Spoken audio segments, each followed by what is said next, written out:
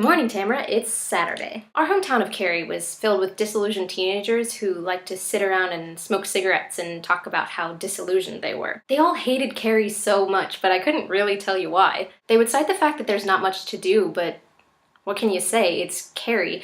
Cary's where you want to raise your kids, not where you want to party. In fact, there was a lot to do, but these things included, like, team sports and after-school theater. So not the kind of stuff that disillusioned teenagers are into. So I felt like the odd one out among a group of people who vowed that the day they turned 18 they were gonna get a tattoo and get the f*** out of this place. See, I didn't really mind this place that much, but it just so happens that when I turned 18, I thought of a tattoo idea that I really liked, and I got into a school that I really liked. So I packed up my stuff and moved to Wilmington. After the advice of a friend of mine, I moved into Belk Hall, which is an all-girls dorm. Yeah, it kinda sucked being in an all-girls dorm, but I did meet the girls who became my best friends, and we decided to spend the rest of our college lives together. Second year, we moved out of the dorms and into an on-campus apartment. And even though there were 6 of us living together, we really did luck out because the place was huge. Living on campus was a lot of fun because everything was right there. There was the famously bad Wagner Hall, but everyone just called it WAG. WAG was really bad. But when it was good, it was really good. And it was really only good once per week. Ask anyone. Saturdays at 11 a.m. Here is the Cameron School of Business where I basically lived. I mean, I should have paid them rent, but I think I spent enough money at the coffee shop upstairs to pay for my expenses. This is Chancellor's Walk, which could take you almost anywhere you needed to go. And this is Lutzy Hall. I like to call this my vacation home because when I wasn't in Cameron, I was usually here. In our 3rd year, me and these 2 lovely ladies moved into an apartment off campus together. Arguably the greatest 2 years of my life. When I'm in therapy 20 years from now for whatever reason, when my therapist asks me to go to my happy place, I will go here. So many memories I couldn't even begin to tell you. We had some special roommates also. This fish given to me by an Australian exchange student who couldn't take him home. His name is Gabi, and if you want to look up what that means in Australian slang, I can't stop you. But if you do decide to, just don't judge me because I didn't come up with the name. Our 4th roommate, as he came to be known, was a cardboard cutout of David Tennant as the Doctor. I gave him as a Christmas present to Danielle in 2011, and he just became part of the family. We couldn't have asked for a better setup.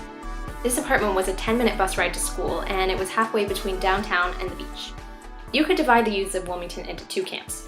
The people who spent their weekends downtown, and the people who spent their weekends at the beach. You kinda just pick your poison. Downtown, you've got more loud, dark rooms with gross dancing, and then at the beach, you've got bars packed beyond capacity, and it's just hot and sweaty and equally loud. In the end, downtown won out amongst me and my friends, because going to the beach bars was just never as much fun as you thought it was going to be. It was just always so crowded. You'd fight your way just to get into the place, then you'd spend an hour elbowing your way up to the bar and just trying to get the attention of the bartender. Then if you did manage to get a drink, the only place you'd get amongst all the people was just a spot the size of your body, and you just stand there with your drink and then go home 2 hours later. Anyway, I wouldn't trade the last 4 years at Wilmington for anything. It was really strange to go back and visit a few weeks ago because nothing had changed, but it did seem different somehow.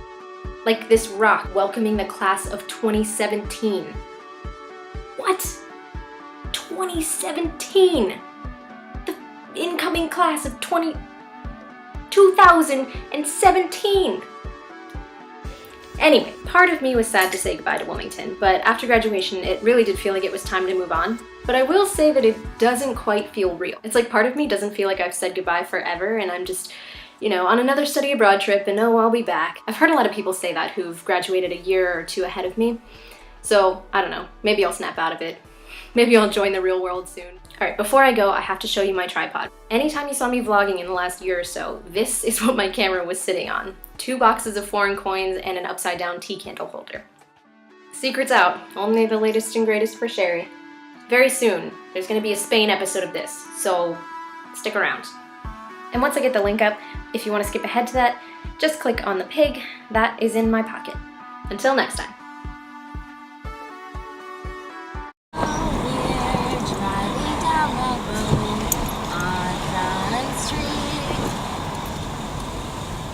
There's a Port City, Java. That road has been closed forever since before I remember. And now we're going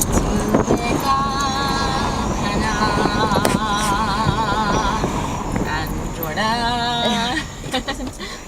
And Jordan, her boyfriend.